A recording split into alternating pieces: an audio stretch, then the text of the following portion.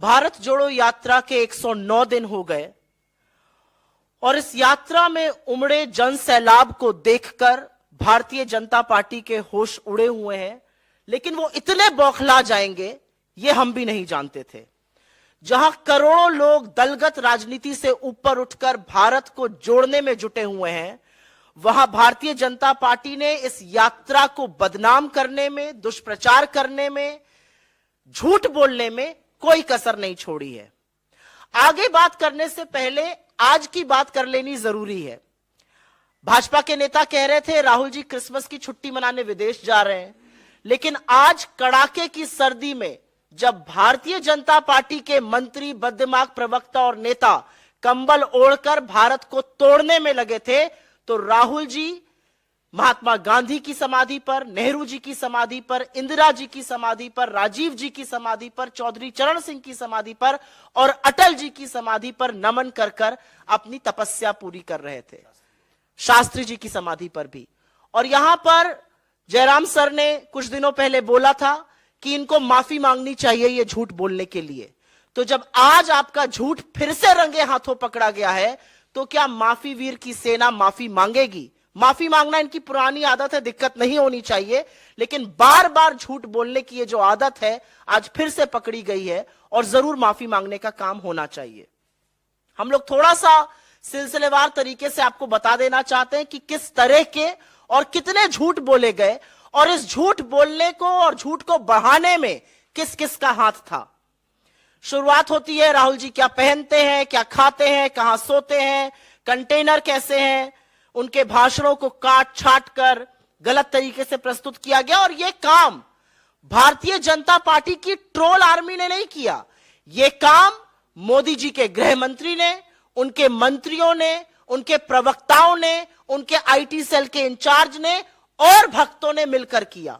और इसमें बहुत बड़ी भूमिका, बड़े खेद और दुख के साथ कहती हूं, बहुत बड़ी भूमिका मीडिया के कुछ चंद संस्थानों ने भी निभाई, जिनको मैं नोएडा का कमांडो वॉरियर एंकरगढ़ कहती हूं। झूठ को परोसा गया, झूठ को और बढ़ाया गया। उन पर हमारी नजर है और हम आगे उनके बारे में बात करेंगे। लेकिन मुद्दे की बात यह है कि जिन सोशल मीडिया प्लेटफॉर्म्स पर यह झूठ बढ़ाया गया, उन सोशल मीडिया प्लेटफॉर्म्स ने भी इस झूठ को बेनकाब किया। अगर एक आईटी सेल के ट्वीट्स को एक प्लेटफॉर्म कहता है ये मैनिपुलेटेड है या ये आउट ऑफ कॉन्टेक्स्ट है या फैक्ट चेकर्स उसको बेनकाब करते हैं, तो ये सिर्फ उनकी बेइज्जती नहीं है, ये उस अध्यक्ष की बेइज्जती है जिन्होंने उनको अपॉइंट किया है। जब मंत्री उसको शेयर करते हैं तो ये मोदी जी का झूठ पकड़ा जाता है जिनको उन्होंने नियुक्त किया है। तो सिलसिलेवार तरीके से 9 बड़े झूठ जो बोले गए और उनका कैसे पर्दाफाश हुआ। जैसा कि आपने देखा, पहला झूठ था 5 सितारा होटल की तरह कंटेनर है। कंटेनर ऐसे हैं जहां 4 से लेके 8 और 8 नहीं कहीं कहीं 12-12 लोग एक कंटेनर में रुकते हैं। ट्रक के ऊपर बने हुए ये कंटेनर कोई ऐसी सुविधा से लैस नहीं है। और अगर ज्यादा उन सुविधाओं को उठाने का मन है तो भाजपा के कुछ लोग आए और रहे उन कंटेनरों में 4 महीने तक। गर्मी से बरसात हो गई और बरसात से कड़ाके की ठंड आ गई और आज भी यात्री उस कंटेनर में रुके हुए हैं। पहला झूठ यह था और उसका जबरदस्त पर्दाफाश हुआ। दूसरा झूठ, राहुल जी ने कन्याकुमारी में विवेकानंद जी की आराधना नहीं करी, उनका नमन नहीं करा। और इसमें राहुल गांधी ट्रोल मंत्रालय, जो सरकार को अधिकृत तौर पे बना देना चाहिए, क्योंकि उसकी एक मंत्री ऑलरेडी है स्मृति ईरानी जी, अपने मंत्रालय पर महिलाओं के खिलाफ अत्याचार हो या कुपोषण हो एक शब्द नहीं बोलती हैं। लेकिन राहुल गांधी जी को ट्रोल करना हो तो सबसे पहले लपक के आ जाती है। But the silly soul did not realise that there were pictures available, there was video available, जहां पर राहुल गांधी जी ने ना सिर्फ नमन किया विवेकानंद जी का, उनके स्मारक की परिक्रमा भी करी। तो उनका झूठ पकड़ा गया। लेकिन मैं ये जरूर बोलना चाहती हूं कि जहर उगलना राहुल गांधी के खिलाफ एक बात है, आप संविधान की शपथ लेकर एक मंत्री बनी है, आपका मंत्रालय जरूर बदलकर राहुल गांधी ट्रोल मंत्रालय बना देना चाहिए। तीसरा झूठ बोला गया, राहुल गांधी भाषण नहीं देते हैं और प्रेस कॉन्फ्रेंस नहीं करते हैं। आप में से तमामों साथी ऐसे हैं जिन्होंने पिछली 8 प्रेस कॉन्फ्रेंसेस राहुल गांधी जी की अटेंड करी है। उन्होंने तमामों जनसभाएं करी हैं, कई नुक्कड़ सभाएं करी हैं जहां पर वो लगातार भाषण देते आए हैं और बिना टेलीप्रॉम्प्टर के भाषण दे रहे हैं। और बिना सवाल जवाब एक्सचेंज में जिसका मन आता है वो सवाल पूछता है, कोई सवाल पहले से नहीं आता है, और लगातार सरकार को घेरने का काम कर रहे हैं। यह अलग बात है कि उनके भाषणों से सरकार की नींद गायब है। और एक बात और है, 8.5 साल से ऊपर हो गए, मोदी जी ने एक भी प्रेस वार्ता नहीं करी, बिना टेलीप्रॉम्प्टर के बोलते नहीं है, टेलीप्रॉम्प्टर फेल होता है तो मोदी जी ढेर हो जाते हैं। तो उनके लोगों को लगता है कि जैसे वो है वैसी दुनिया है, लेकिन ऐसा है नहीं। राहुल गांधी जी ने 8 प्रेस कॉन्फ्रेंसेस करी हैं, आगे भी करेंगे और लगातार भाषण देकर इस सरकार की बखिया उधेड़ रहे हैं। एक बहुत बड़ा झूठ बोला गया, यह चौथा झूठ है कि राहुल जी दक्षिण में सिर्फ चर्च गए। यह वही बोल सकता है जो ना हिंदुस्तान को समझता है, ना हमारे देश की संस्कृति को समझता है, ना दक्षिण की मान्यताओं को समझता है, ना दक्षिण के मंदिरों के बारे में जानता है। वैसे तो राहुल जी तमामों हर उस जगह गए जहां इंसान जाकर आस्था से सिर झुकाते हैं, चाहे वो मंदिर हो, गुरुद्वारा हो, दरगाह हो, मस्जिद हो या चर्च हो। लेकिन क्योंकि यह झूठ परोसा गया तो दक्षिण भारत के कुछ मंदिरों का जिक्र यहां पर करना जरूरी है। केरल का श्री नारायण गुरु समाधि शिवगिरी मठ, माता आनंदमयी का आश्रम, थुरवूर मंदिर, कर्नाटक में श्री कंठेश्वर मंदिर, सुतूर मठ, चामुंडेश्वरी देवी का मंदिर, आंध्र प्रदेश में श्री महायोगी लक्ष्मा अव्वा का मंदिर, श्री राघवेंद्र स्वामी मठ, महाराष्ट्र में गुरुद्वारा यादगारी बाबा जोरावर और फतेह सिंह जी, तख्त सचखंड श्री हजूर अचलनगर साहिब, गजानन महाराज मंदिर, मध्य प्रदेश में ओंकारेश्वर, नर्मदा का घाट और श्री महाकालेश्वर के तमाम उन मंदिरों में गए जहां हम और आप जैसे लोग जाते हैं और आस्था से इस देश की सुख और समृद्धि की कामना करते हैं। लेकिन ट्रोल आर्मी को, आईटी सेल को, भाजपा के मंत्रियों को और बददिमाग प्रवक्ताओं को, क्योंकि यह देश समझ में नहीं आता, यहां की संस्कृति समझ में, क्योंकि यह देश समझ में नहीं आता, यहां की संस्कृति समझ में नहीं आती, वो नहीं जानते कि ईश्वर का वास तो कण कण में है। 5वां बड़ा झूठ परोसा गया कि भारत जोड़ो यात्रा में पाकिस्तान जिंदाबाद के नारे लगे। क्योंकि मंदिरों से दाल गली नहीं तो चिर परिचित स्क्रिप्ट आ गई पाकिस्तान की। वो झूठ भी पर्दाफाश हुआ। हमने एफआईआर भी करी उन लोगों के खिलाफ, क्योंकि यह बताना जरूरी था कि कांग्रेस जिंदाबाद को तोड़ मरोड़ कर आईटी सेल ने पाकिस्तान जिंदाबाद बनाकर प्रस्तुत किया था। छठा झूठ, और यह बहुत बड़ा झूठ था और यह आप सब लोग जानते और समझते हैं, कि राहुल गांधी जी ने नर्मदा मां के तट पर उल्टी आरती करी। अगर बेचारे ट्रोल आर्मी, आईटी सेल के हेड, ये मंत्री 7वीं कक्षा में जाकर थोड़ा पढ़ लेते स्कूल में तो लैटरल इन्वर्जन समझ जाते। जब आप आरती ऐसे करते हैं जो सही तरीका है करने का, तो वो कैमरे पर हमेशा उल्टी ही दिखती है, क्योंकि पी कैमरे पर 9 दिखता है। ये लैटरल इन्वर्जन होता है। लेकिन इस पर भी ये नहीं टिके। ये तब चुप हुए जब मोदी जी के तमामों वीडियो सामने आ गए और महामानव भी उल्टी आरती करते नजर आ रहे थे। आरती तो दोनों लोग सीधी कर रहे थे, लेकिन जब महामानव का चित्र सामने आया तो पूरी की पूरी ट्रोल आर्मी उसके बाद चुप हो गई। तो कहने की बात यह कि आप ट्रोल करने राहुल गांधी जी को जाते हैं, बखिया आप मोदी जी की उधेड़ लेते हैं, पता नहीं किसकी सुपारी लेके कौन काम कर रहा है यहां पर। उसके बाद 7वां झूठ बोला गया कि एक लड़की थी, उसने पाकिस्तान जिंदाबाद के नारे लगाए थे, उससे राहुल गांधी जी मिले। सर्वथा झूठ। इसको फैक्ट चेकर्स ने चेक किया, उसको सोशल मीडिया प्लेटफॉर्म्स ने गलत ठहराया। जिस लड़की ने ऐसा किया था, यह गलत नारा लगाया था, उसका नाम अमूल्या लियोना था। जिस लड़की से राहुल गांधी जी मिले वो Kerala student union of India की लीडर है, मीवा एंड्रोलिया। बेचारे भक्तों को चश्मा भी खरीदना चाहिए और हर छोटे बाल वाली लड़की को एक नहीं समझना चाहिए। 2 अलग अलग लड़कियां थी, उनके खिलाफ झूठ बोलकर अपनी मूर्खता का तो परिचय दिया ही, साथ में चश्मे का बढ़े नंबर का भी परिचय दिया। 8वां झूठ एक बोला गया, बड़ा भयावह झूठ था ये, कि यात्रा में यात्री जो है वो शराब पीकर निकल रहे हैं। असलियत ये थी कि ये मालाबार होटल एक चाय की दुकान है। हम लोगों ने उसकी जीपीएस लोकेशन भी रिलीज करी और वहां पर ओछिरा कोल्लम में यह दुकान थी। वहां पर चाय ब्रेक के लिए सब लोग निकले थे और वहीं से यात्रा की पुनः शुरुआत हुई थी। वहां के एक वीडियो को गलत तरीके से प्रस्तुत किया गया। इतने झल्लाए, इतने बौखलाए हुए ये लोग हैं कि चाय पीना इनको मदिरा नजर आता है, जैसा कि इनकी रैलीज में होता है। आज के लिए हम नवा और अंतिम झूठ आपके सामने बता रहे हैं, और ये कुछ ही दिन पहले हुआ। फेक न्यूज के सरगना बीजेपी के आईटी सेल के हेड, उन्होंने ट्वीट करते हुए बोला, और तमाम लोग उसके बाद उसको फैलाने लगे, उसमें से कुछ चरण चुंबक एंकर भी थे, कि कैसे पूर्व केंद्रीय मंत्री भंवर जितेंद्र सिंह जी ने राहुल गांधी जी के जूते के फीते बांधे। असलियत यह थी कि उनके जूते के फीते खुल गए थे, वो राहुल जी के साथ आगे चल रहे थे। राहुल जी ने उनको अपने जूते के फीते बांधने के लिए कहा, अगर वो रुकते तो कारवां और बढ़ जाता और पीछे से काफी भीड़ आती है। तो राहुल गांधी जी खुद रुक गए, वो आए बीच में, उन्होंने अपने जूते का फीता बांधा और इस पर उन्होंने वीडियो भी रिलीज किया और स्पष्टीकरण भी दिया।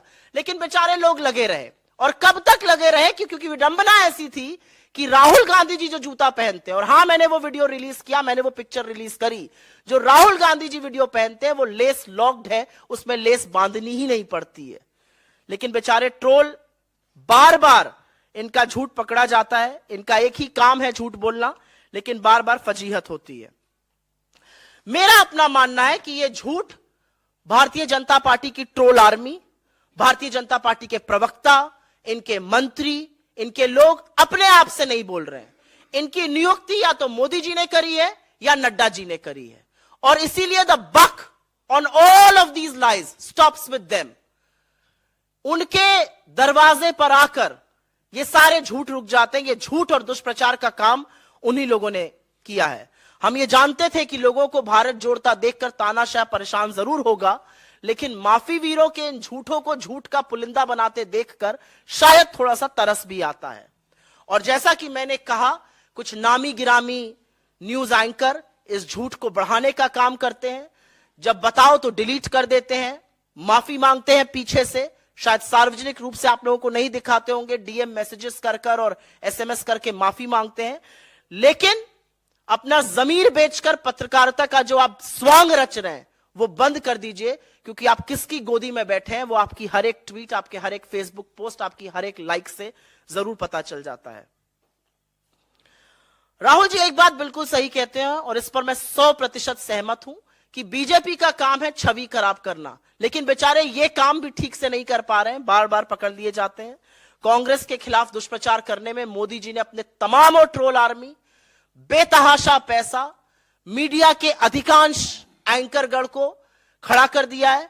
लेकिन जब भारत जुड़ने पर आ गया है तो ये कुछ नहीं कर पा रहे हैं। इनका झूठ बार बार पकड़ा जा रहा है, और एक आदमी अपनी तपस्या को करते हुए, अजनबियों को गले लगाते हुए, आंसू पोंछते हुए, लोगों को हौसला जताते हुए, उनके टूटे सपनों को बिखरे हुए सपनों को जोड़ते हुए आगे बढ़ता जा रहा है, और ये देश जुड़ता जा रहा है। और यही हमारी जीत है।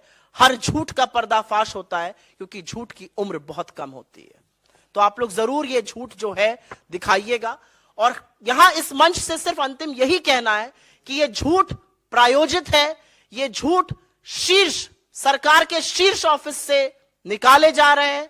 हमें पता है कि 30 लोगों की एक आर्मी बैठकर पूरे वक्त यात्रा देखती है। मैं तो इस मंच से कहती हूं, आइए इस यात्रा से जुड़िए, मोदी जी खुद भी आए, इस यात्रा से जुड़े। जो प्रेम और मोहब्बत और जो जज्बा देखने को मिलता है, उससे आपके अंदर की नफरत बदल जाएगी और आप एक बेहतर इंसान बन जाएंगे। नहीं, ट्रोल करने वाले खैर भाजपा की आईटी सेल है और आपकी कम्युनिटी के एंकर्स हैं, जो पत्रकारिता का पहला मूल मंत्र भूल चुके हैं कि आपको बायस्ड नहीं होना है। छोड़िए उस बात को। एक बुजुर्ग व्यक्ति आए थे राहुल जी के साथ, वो तस्वीर लेना चाह रहे थे और बार बार जो सेल्फी लेने वाला व्यक्ति था उनके सामने कैमरा कर रहा था। आप वीडियो की स्पीड को जब बढ़ा देते हैं तो लगता है हाथ झटक रहा है, ओरिजिनल वीडियो में वो उसका हाथ नीचे ही कर रहे हैं, जैसा हम लोग कई बार सार्वजनिक जीवन में करते हैं। ये कोई मुद्दा ही नहीं है। मैं पहले तो इस बात का जवाब दे दूं कि जब राहुल गांधी जी या कांग्रेस पार्टी संस्थागत रूप से कुछ करती है तो वही पार्टी की विचारधारा है और वही पार्टी का स्टैंड है। किसी ने किसी सोशल मीडिया प्लेटफॉर्म पर क्या कहा, जो कि अब डिलीट भी हो चुका है मेरी जानकारी के अनुसार, मुझे नहीं लगता वो चीज मायने रखती है। और आप एप्पल्स टू ऑरेंजेस कंपेयर करिए। कहां राहुल जी अगर एक स्टैंड लेके खड़े और किसी ने कोई ट्वीट किया, वो उनका व्यक्तिगत मत हो सकता है, लेकिन मुझे नहीं लगता वो पार्टी का किसी भी तरह से स्टैंड है। आप सब लोगों ने सवाल पूछा कि अटल जी की समाधि वो क्यों गए। मुझे लगता है कि वो अटल जी की समाधि भी गए, वो चौधरी चरण सिंह जी की समाधि भी गए, वो शास्त्री जी की समाधि भी गए, महात्मा की समाधि भी गए, नेहरू जी की भी समाधि गए, इंदिरा जी पर भी गए और राजीव जी पर भी गए। शास्त्री जी का मैंने बोला, मेरा अपना मानना है कि राहुल गांधी एक तपस्या पर निकले, और वो कहते हैं ये कि मैं एक तपस्या पर निकला हूं, मेरे लिए भारत जोड़ो यात्रा एक तपस्या के स्वरूप है। और जब आप तपस्या करते हैं तो आप सबको जोड़कर चलने की कोशिश करते हैं। हमारा अपना मानना है कि भारतीय जनता पार्टी के लोग भी अगर यात्रा में शामिल होना चाहें, जो पहले हाथ बांध के दफ्तरों के ऊपर खड़े रहते थे और अब अभिवादन करते हैं हाथ जोड़कर जब हमारी यात्रा उनके दफ्तरों के बाहर से निकलती है, ये बदलते भारत का स्वरूप है। अटल जी की जहां तक बात है, हर व्यक्ति का इस देश को बनाने में कंट्रीब्यूशन है, और जब राहुल जी वहां जाते हैं तो वो एक ऐसे व्यक्ति की समाधि पर गए जिन्होंने 2002 में गुजरात के मुख्यमंत्री को और आज के प्रधानमंत्री को राजधर्म की शिक्षा दी थी। और मुझे ऐसा लगता है कि राहुल गांधी जी को अटल जी की समाधि पर देखकर आज के प्रधानमंत्री को अपना राजधर्म जरूर याद आना चाहिए और उनको उसका पालन करना चाहिए जो अटल जी उनको कभी सिखाना चाहते थे। राजनीति बड़े मन से की जाती है और वही काम राहुल गांधी जी ने किया। आज इस लोकतंत्र में हर विचारधारा समावेशित होती है। लोकतंत्र सिर्फ कांग्रेस है, हम ये बिल्कुल नहीं मांगते। हम नहीं सोचते कि भाजपा मुक्त देश हो जाना चाहिए। हमारा अपना मानना है कि हर विचारधारा की अपनी जगह है, लेकिन अगर विचारधारा का यह विषाक्त रूप जो आज देखने को मिल रहा है, विचारधारा के नाम पर अगर एक पर्टिकुलर कम्युनिटी को, शोषित वंचित समाज को अगर आप टारगेट करेंगे, उनको मारेंगे, उनको पीटेंगे, तो जरूर हम उसके खिलाफ बोलेंगे।